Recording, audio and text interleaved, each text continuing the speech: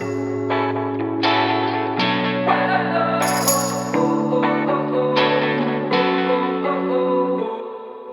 and welcome to another episode of PodcastDX, the show that brings you interviews with people just like you, whose lives were forever changed by a medical diagnosis. I'm Lita. I'm Ron. And Jean-Marie will not be with us today. It's migraine time. Collectively, we are the hosts of PodcastDX. On today's show, we're speaking with Dr. Daniel Murauski. Dr. Dan is a functional medicine doctor who works in collaboration with his patients to find and treat the root causes of disease and reestablish wellness. Doesn't that sound like everybody should do that? His interests include, GI diseases. I think you might have found another doctor. Yeah, immune dysregulation and hormone dysfunction. Dr. Dan is joining us today to talk about hormonal imbalance. Welcome to the show, Dr. Dan. Hey, thank you. It's great to be here, and thanks for having me. Absolutely. Actually, let's just jump right into it. What got you started in a medical career? How did you find medicine?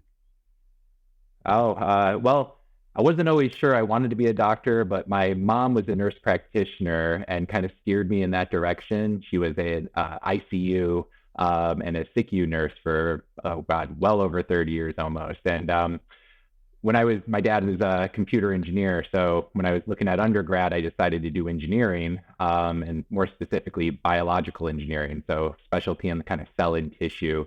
And it kind of worked out really well because spelling and writing weren't always my strengths, but mathematics I could do very well. And the reason why I loved engineering was that ability to view things as systems and figure out how the systems interact together in order to kind of optimize them. So fast forward, I was in this debate between what do I do after undergrad? Do I go into a master's of engineering, kind of pursue that, or do I do medical school? And I had my MCATs going, and I took a year off, got really into yoga, self-healing. I think at one point I was doing I fell into the hot yoga scene, but also the hatha yoga scene, and had some really good mentors. And from there, I started diving into more of the looking at the body more holistically in my own life.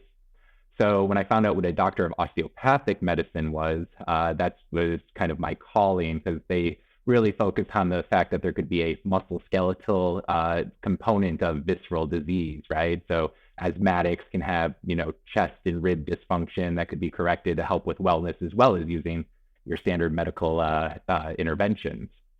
As I went through, I figured, what would the other justification, I like to joke about this, is when they asked me in med school why I want to be a doctor, I told them because it's a trade. If the world were to, kind of end in an apocalypse or something like that, well, we need the carpenters, we need the farmers, we need the medicine men. So it felt like a really core trade as well, which felt kind of like you're contributing to society more and community.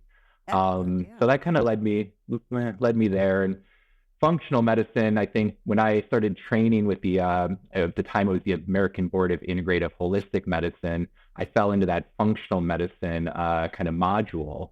And functional medicine essentially views the body like an engineer. It says, okay, we are all human beings with the same set of physiological systems, but how those systems interact with one another is very unique to the individual, and the variables that go into those interactions have yet to all be discovered, but what we do know we can try to change. And that's kind of where that holistic approach comes from. Nice. So that's kind of so it kind of justifies everything. Then it allows you to have a wider scope, a larger lens. So you're not just stuck in one paradigm at a time. And I think that kind of opens up more acceptance to different healing modalities. So. Excellent. Thank you. And Dr. Dan, could you give us a quick walk through the endocrine system? Yeah, sure. I was thinking about this, the podcast, and I was like, hey, you know what? How does everyone who I lecture, they always begin with well, what does endocrine even mean, right? So endo stems from the meaning within, and then crine is secreting internally or internally. So when you think about endocrine, we think of it secreting within, right? So the endocrine system itself is a very large group of organs that are responsible for basically communication throughout the body. I like to think of it in terms of global or satellite communication. So everything from regulation of our metabolism, our homeostasis, our growth and development, sexual function, reproductive function, mood. Those are all influenced by the hormonal system. And specifically, the endocrine system is made up of many different organs of the body or within the body, everything from our thyroid, our adrenal glands, which secrete cortisol, and some of our sex organs, our testicles, our ovaries, and so forth. So ultimately, the endocrine system is the balance of communication and homeostasis within our body. Okay. And what function do hormones play in the body? I mean, that's a huge question, and I know that I know what the answer is, but if you could summarize. Okay. Well, that is a gigantic question. Right. Right. Sorry so I guess it really depends. Yeah, no worries. I kind of like to look at it, and I take this from the or the functional medicine kind of platforms and the look there. I like to think as hormones and as almost a pyramid structure, right? So at the bottom of our pyramid, we have our stress hormones, our cortisol. Cortisol could be responsible and is responsible for maintaining our blood sugars, our blood pressure, our certain aspects of our metabolism. When we think about then, okay, that's kind of the foundational principles that can influence everything else. We all know that stress hormones influence in both positive and negative ways. Thyroid is kind of another classic. I'm sure you guys have spoke about thyroid at some point here, but that's more functional within our metabolism, how our body regulates energy, our heat, how cool we can make ourselves. So from that end, we then think, okay, well, cortisol can affect the endocrine system, and cortisol can affect the thyroid, and then thyroid can ultimately, then let's talk sex hormones. So sex hormones we know of as testosterone, progesterone, estrogen, prolactin. There's more than a few out there, but those are kind of your main players. And those guys affect everything from our reproduction, our maturing, our growth, going through puberty, to our fertility, ability to maintain muscle mass, our mood, and even more recently, our cognition, our ability to keep our memories, and our ability to keep our overall longevity and vitality. Okay, thank you. So I don't know if this is going to be just as wide of an answer or much more narrow, but how would you best explain a hormonal imbalance? Oh, yes. So there are many different hormonal imbalances out there. I guess like the most broad definition would be thinking, well, if there's a delicate interplay of all of the hormones within our body, every one of them right everyone else, right? So we like to think about it as like negative feedback loops or occasionally, if something is, there's too much of something, you may have an overly suppressed negative feedback loop, or the communication becomes out of balance. I feel like some of the best ways to think about the hormone imbalance would maybe be some examples. Like a classic example of a hormone imbalance would be the thyroid. Someone with a hypothyroid or a slow thyroid that takes more work to secrete the same amount of thyroid hormone, or a very slow down secretion of thyroid hormone, would have an imbalance of too little hormone. This could manifest as different symptomatology, such as fatigue, weight gain, feeling cold all the time, brain fog through the day. Other hormonal imbalances may occur, such as a classic thing that some people will see is perimenopause or menopause. Early in the perimenopausal time frame, we often think about what happens to the different hormones and how do they become imbalanced. Well, one of the things that most functional medicine docs who work with hormones, they tend to focus on the imbalance of progesterone and estrogen during those times. So as a normal female ages and becomes, or gets closer, I should say, to menopause, you might see a lower progesterone during part of the menstrual cycle, and that imbalance can create an imbalance in how frequently menstrual bleeding occurs, how heavy menstrual bleeding occurs. It could affect sleep patterns. So hormone imbalance is basically defined as an imbalance between any one of those many hormones and its effects on our physiology. Okay. I don't know if this is. Well, I was going to ask a follow-up, and then you could. So yeah, he's going to ask. He's going to ask his question, but I'm just curious. Isn't that lack of, or that less of progesterone or estrogen or whatever we're lacking as we get older, isn't that a normal part of life? And how can that be considered an imbalance if it happens to everyone as they get older? Isn't that just part of life? So I guess that would be getting into a little bit more the philosophical piece of it. I was really inspired. I once heard a lecture where they discussed the average age of a human being in the 1920s, and it was somewhere around the age of 46. So that means like 50% of people never really experienced the loss of hormones or made it to that point, right? So what changed from the 1920s to today? Our technology, our ability to keep women alive during the birthing process, our ability to get a supply of food, sterilization, whether or not that's bad or good can be argued, but cleanliness, hygiene, and then the ability to save people from accidents. I mean, ER medicine is probably some of the better medicine in our country, right? And so by having people stay alive longer with the advances of technology, we start wrestling with the idea of what is appropriate aging and how much should we consider aging as being or what can we consider pathologic and what should we consider normal becomes a huge debate, right? I think that becomes a very personal decision for people, I think. And if we can apply, say, a hormone, or like, say, a lot of people nowadays are really kind of that hormone replacement therapy is kind of hitting the scene a little bit more. And I know that the current presidential administration, they just authorized, I think it was well over hundreds of millions of dollars to women's health studies during perimenopause and menopause. So trying to understand how to appropriately help somebody during these transitions or what they want becomes very important. So I like to think of it like this. This is kind of bad because I always talk to my patients and my clients, and I'm a man who does not go through menopause, but I have a car metaphor for hormones, okay?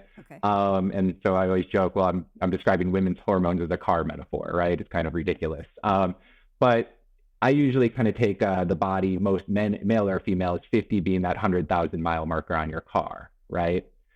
So when we hit that 100,000 mile marker, we have to decide how well we want to take care of our body. And when we make this decision, we want to also decide, well, how much do we want to do in life? Do we want to still try to go out and do the sports we did when we were in our early 40s? Do we want to, what is our goals? What makes us happy? So if you're going to use hormone replacement therapy to balance a hormone or replace something that naturally goes away, we have to then say, well, you better keep the body safe. You better oil the engine. You better look at the parts. You better make sure you're using this appropriately. And furthermore, when you think about it, if we know through maybe some of the studies now that something like a hormone replacement therapy, when initiated at an appropriate time, may prevent osteoporosis, diabetes, reduce risk of colon cancer, a general trend towards the reduction of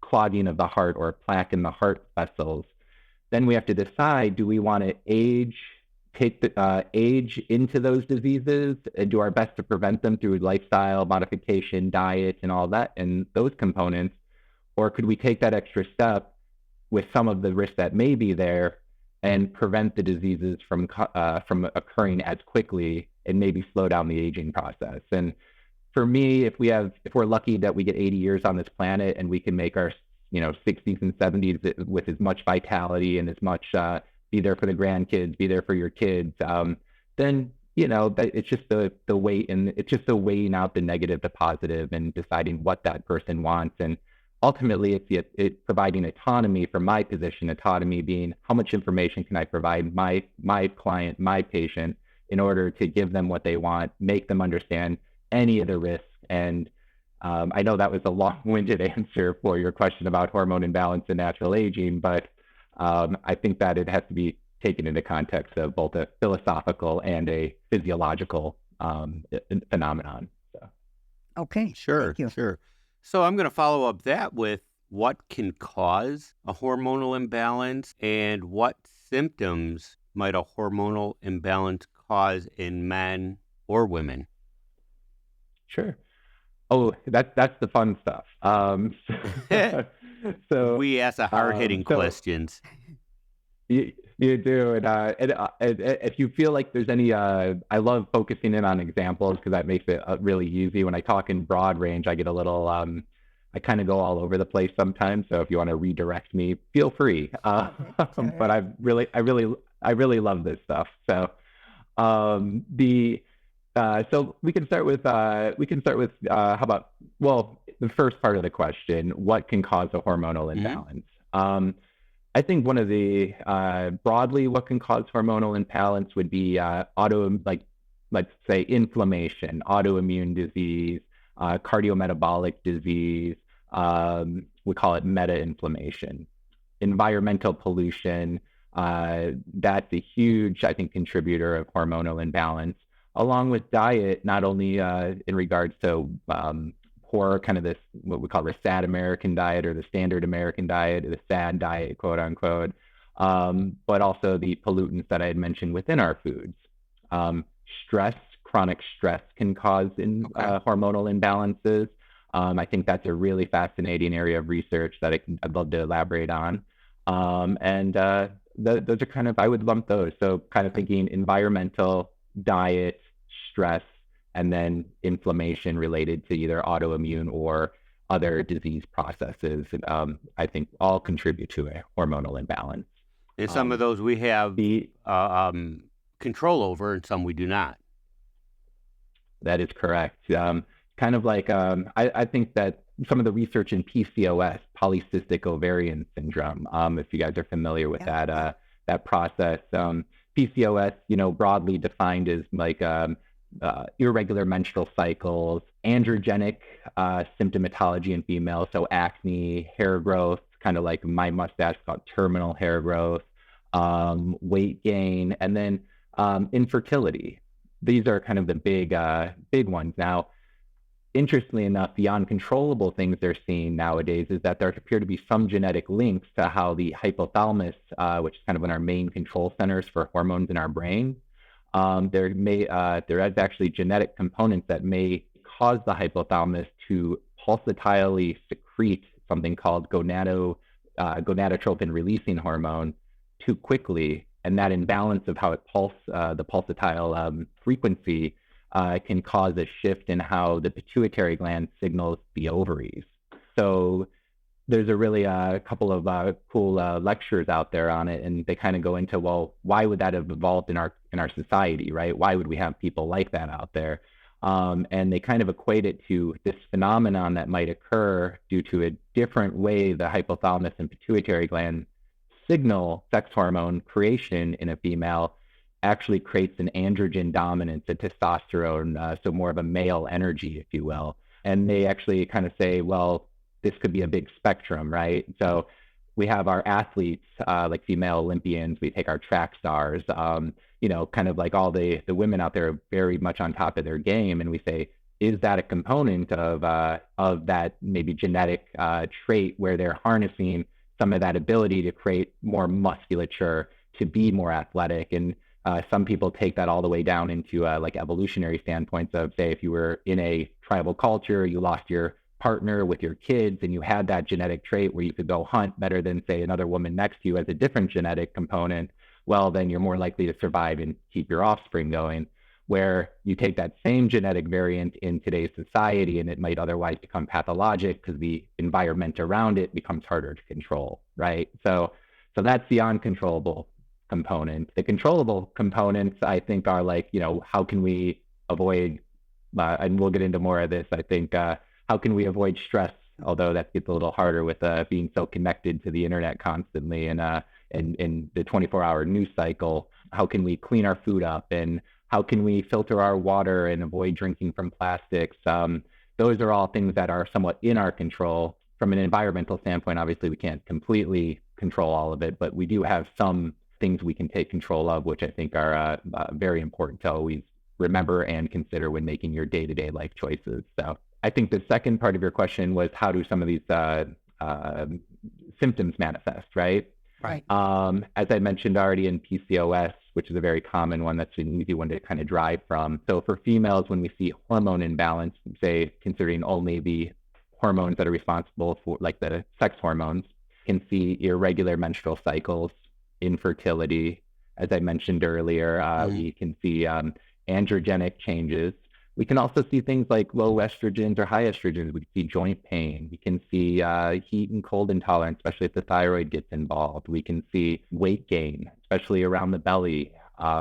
We can see poor sleep patterns, lower mood, depression, anxiety.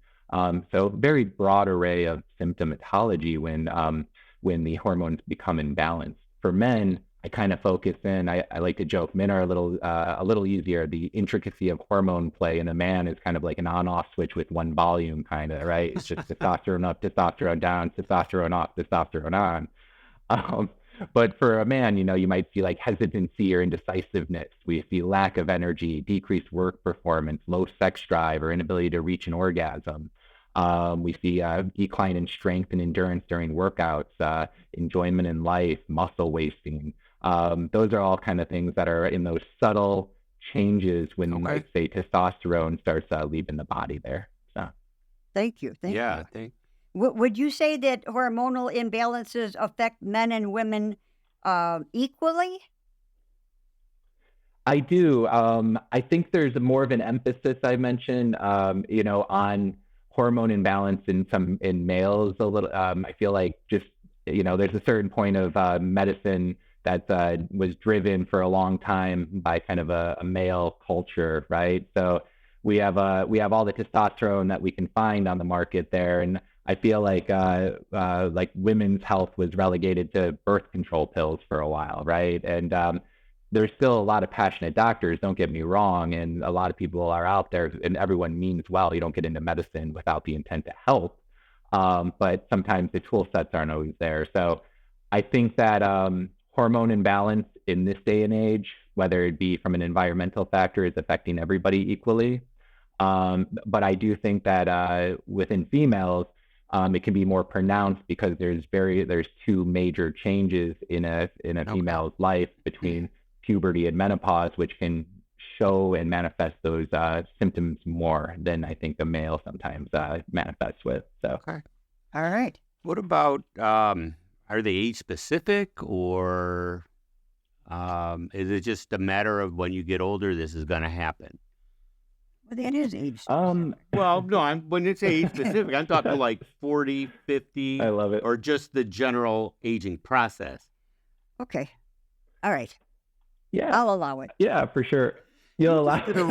You just did a rap song, okay? Yeah, I know. Okay. Yeah. I'll never live that down. It was good. I liked it. I feel like there is a lot of age-specific stuff, but again, that kind of dives back to that long walk on the short tangent I took earlier about the philosophical idea hormone imbalance means when we age. There are a lot of people, not a lot of people, there are a lot of, I see the gamut. More often than not, I do see a decline in hormones with age. There are some lucky individuals, they're doing something right, and I think there's a play in the genetics that keep the hormones. Mm-hmm. But from an age-specific standpoint, I think it's undeniable that as we age, we lose that, the biological clock slows down, and we lose that ability to create hormones like we need to. I do, however, think that when it comes to age specificity with other things, whether it be PCOS, like I had mentioned earlier, endometriosis, or some of these other like hard-hitting things that the teenagers, or even dysfunctional uterine bleeding, or irregular menstrual cycles, all of this stuff is can be any age, and we see a lot of it at the onset now of puberty. So there's definitely there's very specific types of changes based on age. All right. And What methods do you use to test for imbalance in the hormones of a certain person? Is there a standard that people should be at, and then all you do is compare the standard to what they tested at, or? Any good doctor should always correlate symptomatology with laboratory findings, no matter who you are. The saying somebody is can be defined in a reference range is not always appropriate. I don't think. When it comes to like standard, I think then too that's also something that needs to be more elicited. There's like a standard for thyroid. However, there are some debates on like what that reference ranges mean, right? So when I test someone for an hormonal imbalance, the first thing I want to know is what are the symptoms I'm looking at in a person, and what is their underlying issues? Because in the end, it's about providing quality of life and vitality for somebody by doing the least amount of harm while doing it, right? So I don't want to just have patch someone up knowing that how the treatment I'm giving is going to cause some major destruction. I want to find how can I patch somebody up so they're going to keep getting better with age, right? So first off, we always have to define symptomatology. When I do an initial hormone, when I'm testing for hormone imbalance, I like to do a combination of any of three kind of tests, if you will. I like to look at serum hormones, since those are kind of a standard of practice within the medical community. And then I get a little bit more advanced when I'm looking at a adrenal gland or cortisol, where we'll do a salivary test where we look at the salivary excretion of cortisol over the course of the day at different time points. And this allows you to get a general idea of what the adrenal glands are doing. A lot of hormones are rhythmic in fashion. Cortisol itself will peak in the morning and then kind of wave out towards the end of the day and kind of nadir when we're going to bed.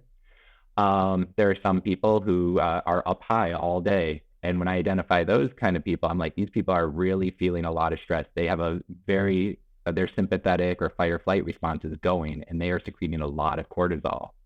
So when I'm assessing those patterns, that's very helpful to know. Now, on the other side of that, we can often see people with a low cortisol secretion throughout the entire day. And that's where that idea of adrenal fatigue has been thrown around. And if you, as a physician, if you were to tell an endocrinologist this person has adrenal fatigue, they will yell at you, or they will say, this guy does not know what he's talking about. So, and the wording is kind of off. Your adrenal glands, if your adrenal glands are not working, you will know it. You need your adrenal glands, you need cortisol to stay alive. Otherwise, your blood pressure will drop, you'll be in the hospital, you will not be alive without your adrenal glands working. The question is, and this is kind of the where I think that whole idea of adrenal fatigue and how they're elucidating a little bit more about the underlying mechanism of it, is actually towards chronic stress. So there's this term called allostasis. Allostasis is this idea of like how our bodies deals with an outside stressor. And the allostatic load over time that's the load of stress over time. So there are some studies done where they look at what chronic stress does in, say, like animal models. And we all know that when we're chronically stressed out, not sleeping, you get less than 4 hours. I mean, what happens to our creativity? It drops, right? We can't think, we can't remember. Yeah. So they're trying to figure out, well, what does this all mean, right? So when we're chronically stressed and we're bathed in cortisol just day in and day out, there's actually a phenomenon called dendritic pruning that we found in some of these mouse studies. And what that means is that the actual organelles within the brain, the neurons actually become smaller. They start pruning, like pruning a tree. And we, over time, go into a catabolic state within the brain where we're eating away neurons. So this adrenal fatigue may not actually be a result of, my body can't produce cortisol anymore, but the central nervous system telling the rest of the body, hey, you're just destroying me. I need you to slow down. My brain is not functioning. And in doing so, you drop your cortisol level. And those could be people that are always like, I call it like wired and fatigued, right? You're always just kind of like there, you're fatigued, but you're kind of wired, you're off all the time. You want salt, you want dopamine, so you're going for that sugar. And in doing so, now you're eating inflammatory foods, but what does cortisol do on a positive note? Cortisol decreases inflammation. It allows it fluxes up blood sugar to resupply glycogen stores in muscles, right? It helps us live. So when we lose that ability to control our inflammation, suddenly now we're inflamed all the time because we can't produce cortisol. We're tired all the time, but we're always sick. So that's that stress response. To pull people out of that is sometimes very hard. That's where the lifestyle, the diet, sabbatical. I mean, I feel like we should all be able to take sabbaticals. So I'm curious. I mean, your occupation then could potentially be, part of that. If you're in a high stress job, where, I mean, you think of the air traffic controllers, they've got, or police officers, firefighters are constantly stressed. So something like that could be a contributing factor then. Oh, of course. I see that so many clients. I have police officers, I have like firemen, doctors. If I like to say, if we all could be like treated like college professors and we had this ability to take like a sabbatical for a semester, right? We would all be, I think, a lot healthier people. It would be great because a lot of times you can take someone with like, say, even a GI dysfunction, right? Like an IBS, and you can get them 80% of the way healthy. But every time they get hit with a stressful event, which are unavoidable, their gut goes bad again. So it's kind of like always trying to pick up the pieces. And that's the power of our hormones, is that our response to our environment and the amount of stress hormone, that's like kind of, I think, one of the major keys in our society that keeps us from like really achieving the health for a lot of people. Because situationally and culturally, society, we don't have that ability to relieve our chronic stress a lot of the time. And there's a lot of people in bad positions that just don't have that mechanism or those safety nets to really just take time off and allow their body to heal. So. Well, if that's the case, what treatments are available to take care of hormonal imbalances for the people that are stuck in the environmental stress? The environmental, well, I'm a big fan of, get out of the stress. That's, I'm always trying to do that. But if that doesn't work, I'm a big fan of starting like with basic, simple stuff. One of my really good friends, he's a men's health coach, introduced me a few years ago to this book called The Mantram Handbook, right? I'm sorry, I'm blanking on the author's name. Plus, I would probably butcher the name. I think I opened it up with, I'm not good at phonics. It's one of my weaknesses.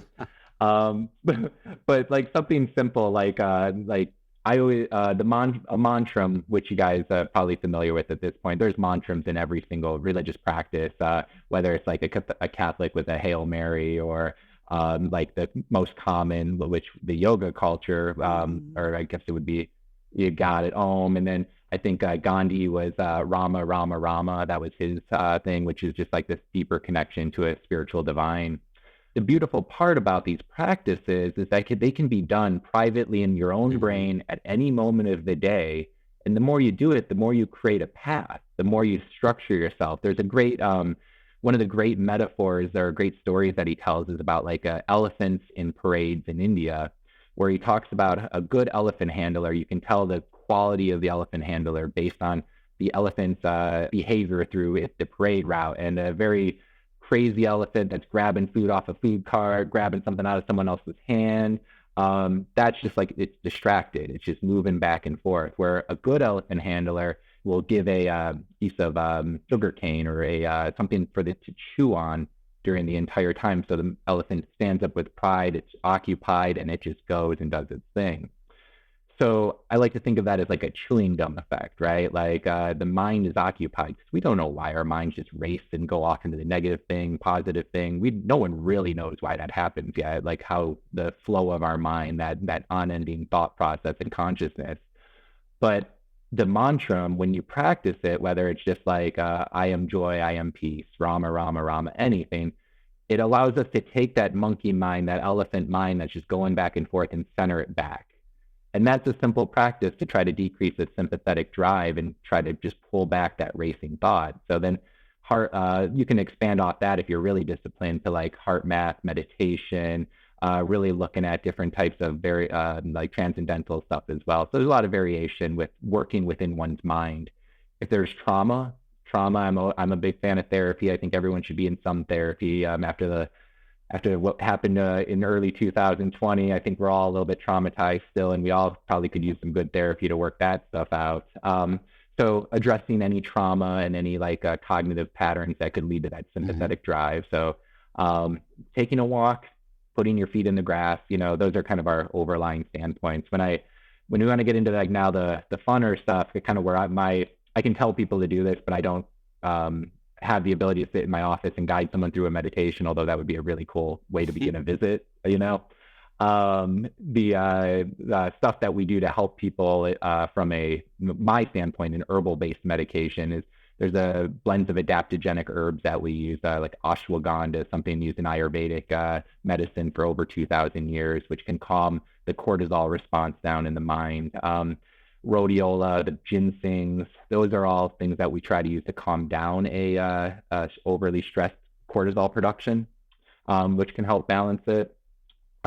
When it comes to diet, anyone who's stressed should definitely be getting enough foods with B complexes, good leafy greens, magnesium content, the proteins that are responsible for making these hormones, the cholesterol. All this stuff is very important to support those adrenal glands and support our body during times of stress as well. So these are all just milder interventions. If the other stuff starts occurring, like thyroid disease or so forth, then we start focusing more on the nutritional components of how to make a thyroid go more appropriately. And say that ultimately you're losing testosterone, or you're going through a perimenopausal time, you're stressed, and there's a lot of stuff, then that's where we can discuss hormone replacement therapies as well. So it's kind of a tiered approach to this stuff, and that's my main approach. Okay, thank you very much. And how long does it take to rebalance a hormonal imbalance, I guess, in a typical patient? Oh gosh, it all depends on what's going on, right? You can have a guy with low testosterone, and if they want to do it from, we'll say, holistic or like a integrated approach, then that could take 6 months to a year, depending on how long they've been stressed, how it's low, why it's happening, how long it takes to build some muscle. If they're wanting to do some say testosterone, and they just be like, you know what, doc, I'm in a spot where I just can't make these changes. You can start seeing differences in how someone feels within 2 to 4 weeks. So I like to joke, or not even joke, the female body is very powerful, right? For female hormonal imbalance, everything occurs monthly, right? So we usually have a 28-day cycle or 30-day menstrual cycle. So when you're trying to correct something within a female hormone imbalance, I always say, well, if we're going after something that's involved with, say, sex hormones, we got to wait at least 3 cycles, because no herbs that I give you, no lifestyle changes are powerful enough to affect that female pattern, if you will. So that leads us into the next question. I guess hormonal levels are checked regularly to assess whether or not medications need to be adjusted. So if you pay attention to say North American Menopause Society, Endocrinology Society, ACOG, when it comes to female hormones, and say you are giving a medication for it, there's not really a recommendation on how and when to recheck, which is kind of interesting. I think there should be some more standardization. I personally check to see where the hormones are, depending on what delivery methods I use for hormones. For males who are undergoing, so I'm just in the world of sex hormones now, testosterone replacement therapy, any adjustments should be followed up with a check of testosterone and some other hormones within 2 to 4 weeks of making those adjustments. Within thyroid, this is kind of a cool point, I think, that I would love to share with you and your audience. Like thyroid itself, I think everyone should have baseline thyroid testing at least once a year. Full thyroid panels too, like looking at the different components of thyroid TSH, the thyroid stimulating hormone, free T3, free T4. And the reason why is more and more we're finding that the genetic set points for people's thyroid is different from person to person, right? And if I'm trying to replace thyroid hormone for someone or balance their thyroid, and I had this data of when they felt great, this is what it looked like, and this was their generalized trend, I could be shooting for things back when they actually felt good, and that might be their actual set point, right, rather than some lab-designated variability. So I am a believer in checking. Checking is better than not checking. And then, like, say it comes to treating something like the progesterone deficiency in the second half of the cycle, well, then it's very specific to, okay, let's try to map your cycle. We can even do cycle mapping and find out where the hormones are going during what parts of the phases of the cycle, so we can take intervention and try to figure out how best to help the person. So, Excellent. I know that was a lot of little things in that one. So, Well, But no, it's going to be helpful for people who are listening. right. So in your opinion, what role does exercise play in hormone regulation and balance? I mean, we all understand the importance of exercise, but in these particular cases. oh my gosh, so I love exercising. So this might be biased if I have to put out any of my conflicts of interest. My conflict of interest is exercising, but I think there's an orthopedic physician who does a lot with hormones, like called peptide therapies, and he jokes that what's the largest endocrine organ in the body? Muscles is what he always says, because they produce something called myokines, and myokines are like signaling molecules that regulate our hormones and help to like balance our hormones. So when it comes to exercising, exercising will decrease excess estrogens for people. It will improve lean muscle mass, which in turn will alter how our hormones are secreted from different areas. We can boost up testosterone by improving lean muscle. The very active exercising and just decreasing body fat, right? If we're able to burn some fat, that'll decrease the amount of an enzyme known as aromatase. And aromatase is this molecule or enzyme that will convert testosterone to estrogen. So if that's over expressed, say you have your classic Midwest, I like to call it Portillo's eating, guy you would see on WGN News when they're doing a thing about obesity, like, and just shooting those different clips, right? The pot belly over the belt kind of thing. There's a lot of conversion of testosterone to estrogen when you have a lot of visceral fat. So just the act of exercise and be able to maintain an appropriate amount of fat in the body will help balance the estrogen and the testosterone for every human being. So I think it's very important. You got to use it or lose it kind of thing in the end there. So, And I would guess that nutrition plays hand in hand with that, because the proper nutrition, you're going to have a better chance at a proper exercise routine and get everything balanced, right? Actually, nutrition does not matter at all. I'm just kidding. That's No. Oh, okay. You got me on that one. Nice. I'm sorry. I 2 couldn't points for the resist. doctor. Yeah. I like that. Like there's so many variations on nutrition there and like why it's important. I could tell you from a micronutrient standpoint, believe it or not, in order for an estrogen molecule to appropriately bind with one of its receptors, it requires adequate amounts of zinc, vitamin B6, magnesium, iodine, and vitamin A. So that's just incredible to think about, that we need nutrition just for receptors of hormones to work appropriately, right? I can't tell you, it's widely accepted that low iodine intake can predispose people to autoimmune thyroid disease, like Hashimoto's. And if you think about it, what is one of the biggest fads right now, or was the biggest fad? It's the use of sea salts, like non-iodized salts. But in the Midwest, we were a goiter belt back before they had iodized salt. They considered the Midwest one of the largest producers of goiter because there's no iodine in our minerals and our soil that can get into our body. When we get into these health kicks and we don't understand exactly what amount of iodine we should be getting, I feel like I've seen a lot of people with low iodine levels. And then the controversy around how to replace it is a whole other world. But some people will use really large amounts and not. But iodine deficiency.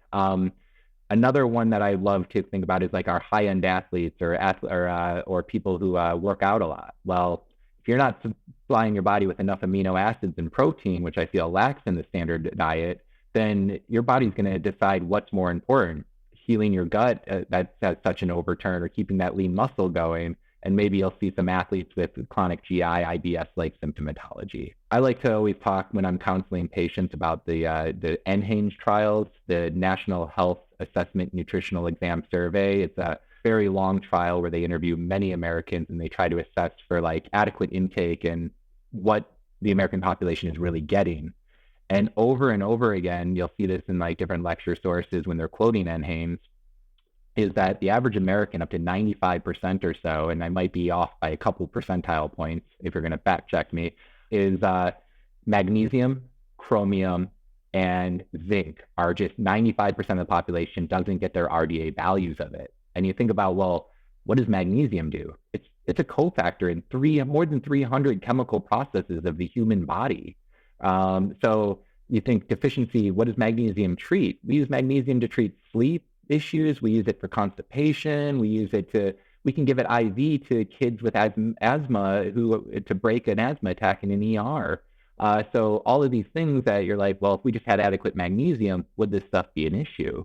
Or zinc. There's a whole controversy on zinc, or not even controversy, but the idea of if I take a bunch of zinc, I am going to get over a cold faster, right? I like to pose the question, zinc in high amounts might be antiviral if it gets into the cells. Mm-hmm. But if we all had adequate zinc, would we all get sick as much? And with the studies that say zinc is good and zinc is not good, is that the variable between them? Is like, how do you actually assess the load of zinc in a human being, right?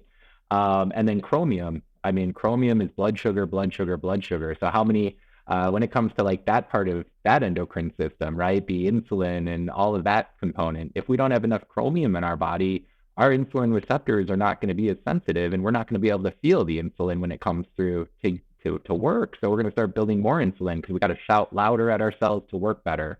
And that can be just one little part of the whole process. And to dive back, like I just go off on these tangents from each thing, is that another fascinating thing is like arsenic and persistent organic pollutants, which are common in like rices, like white rice or so. Like that's a fear when you like get sources of white rice from unknown areas.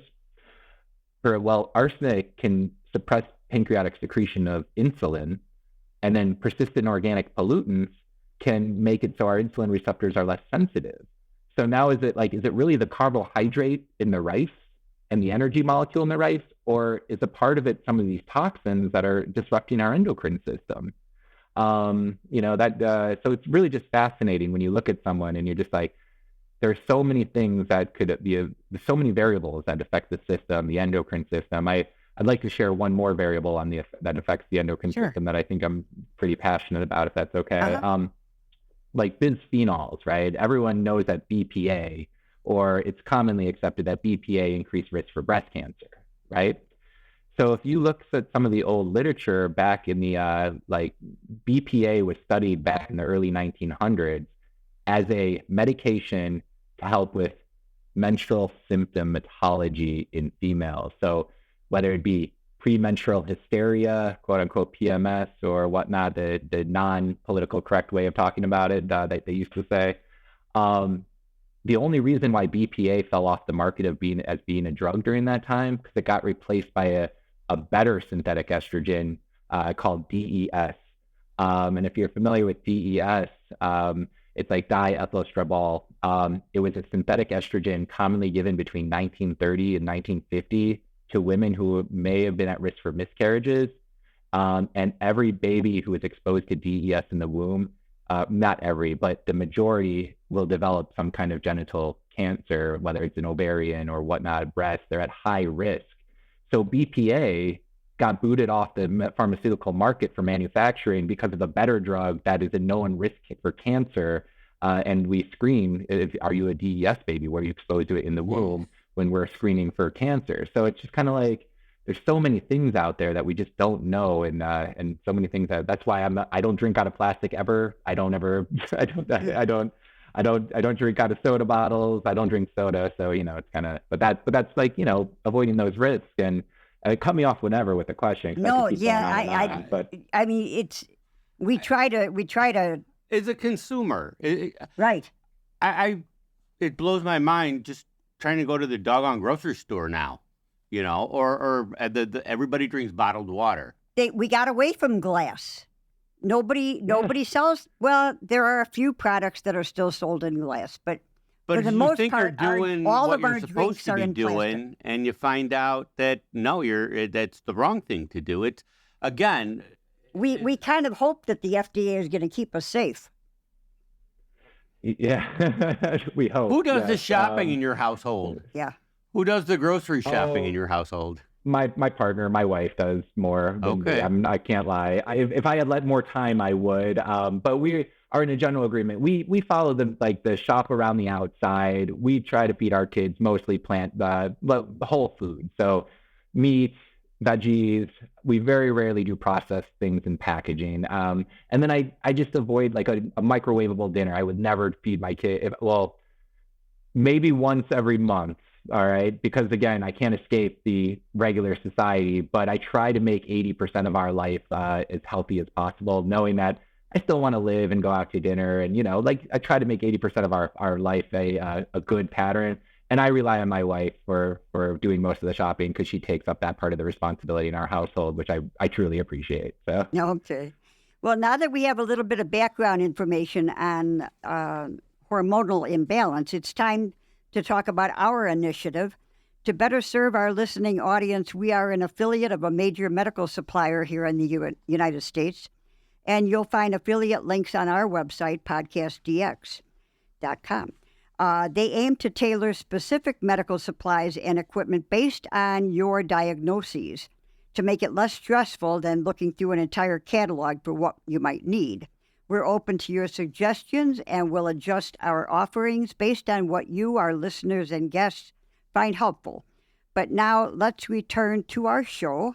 Dr. Dan, could you tell us a little bit more about your role at Case Integrative Health? Oh, sure. I am a primary care family medicine board certified physician with my additional training in functional and integrative medicine. I tend to take on a group of patients, whether it be a hormonal imbalances and GI disruption, as well as immune dysregulation. So I'm kind of I'd say like any good family medicine, a jack of all trade, master of none. I know what I don't know, but I take care of a lot of people within that realm. At Case Integrative, we do treat a lot of complex medical conditions, the more of the fibromyalgia, the chronic fatigue, the chronic the chronic infection world, which I know can be controversial for some listeners, but the chronic Lyme disease or toxin exposure. And basically, everybody has systems that need to be optimized. So my role at Case is to be part of that team and help optimize each of those systems within more of those complex medical cases.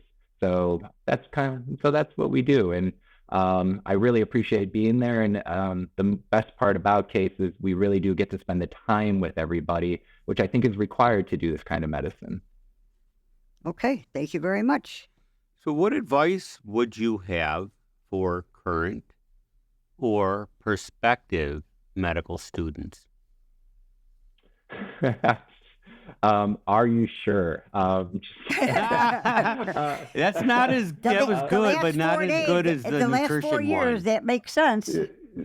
Yeah, it's so it has to be a passion.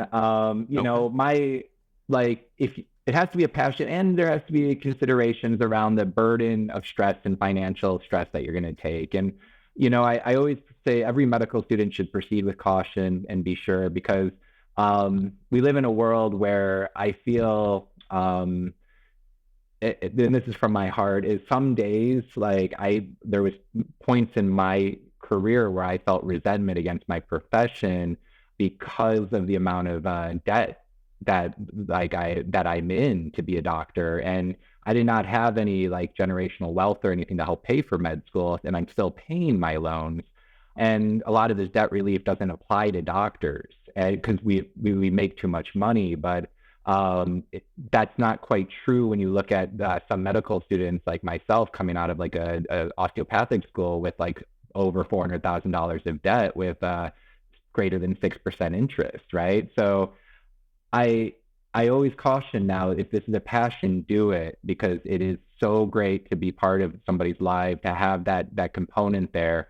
But to weigh the stresses of the financial stresses, the amount of time that it takes to commit to people, because you do commit your community, and you have to commit yourself to not only your family's there, but you have this commitment to your patients as well that starts to rival those parts. And finding that work-life balance is one of the major things I think needs to be stressed to anyone who's considering being a medical professional, whether it's a nurse, a physician, or anything at this point in time. So my advice is be sure you're passionate. If you need to take some extra time to figure that out, life's too short not to do the right thing for yourself.